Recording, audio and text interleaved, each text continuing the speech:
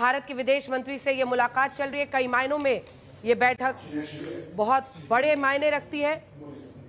भारत नए सिरे से बदलती हुई वैश्विक परिस्थितियों में अपने जो प्राथमिकताएं हैं उसको तय कर रहा है और तमाम देशों में, जिसमें आप देखिए पड़ोसी मुल्क जो हैं उनके साथ चर्चा की जा रही है। उसी में वांग यी को आप देख रहे हैं इस वक्त। ये मुलाकात इसलिए भी अहम है क्योंकि भारत और चीन के बीच में रिश्तों में कैसे एक नई कहानी लिखी जा सके उसको लेकर चर्चा हो रही है। अगर वहां से ऑडियो आ रहा है तो मुझे लगता है सुना भी सकते हैं। सीमा विवाद और द्विपक्षीय संबंधों पर यह चर्चा हो रही है इस वक्त।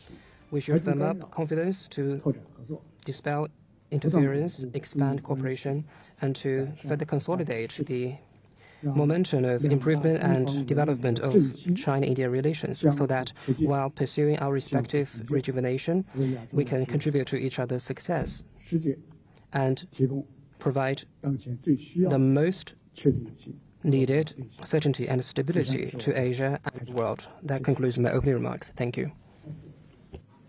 सुन रहे थे जो कि चीनी विदेश मंत्री हैं, उनकी तरफ से जो वहां पर ट्रांसलेशन किया जा रहा था। उन्होंने कहा है कि कैसे दोनों देशों के बीच में रिश्ते बेहतर किए जा सके और कैसे शांति, इस कॉन्फिडेंस बिल्डिंग मेजर्स उठाए जाएं दोनों देशों के बीच में और शांति सरहद पर लाई जा सके। इन सब पर चर्चा है। देखिए, भारत और अमेरिका के बीच में अमेरिका के 50% टैरिफ लगाने के बाद जो एक स्थिति में बदलाव आया है उसके मद्देनजर अब ये चर्चा हो रही है, जिसमें द्विपक्षीय संबंधों पर चर्चा हो रही है कि कैसे चीन और भारत के बीच में रिश्तों को सुधारा जा सके। और इसी में ये बहुत मायने रखता है क्योंकि खासतौर पर टैरिफ डबल करने के बाद 50% अमेरिका ने कर दिया है। डोनाल्ड ट्रंप का जो रुख रहा है बीते दिनों भारत के प्रति, उसकी वजह से भारत अपने अन्य जो रिश्ते हैं उनको मजबूत करने की कोशिश कर रहा है। और इसी में इसको आप कॉन्फिडेंस बिल्डिंग यानी कैसा भरोसा बढ़ाने के लिए दोनों देशों के बीच में आपसी सहयोग बनाया जा सके, उस मद्देनजर अब आप एस जयशंकर की तरफ से सुन रहे हैं। आइए आपको सुना देते हैं क्या कह रहे हैं विदेश मंत्री।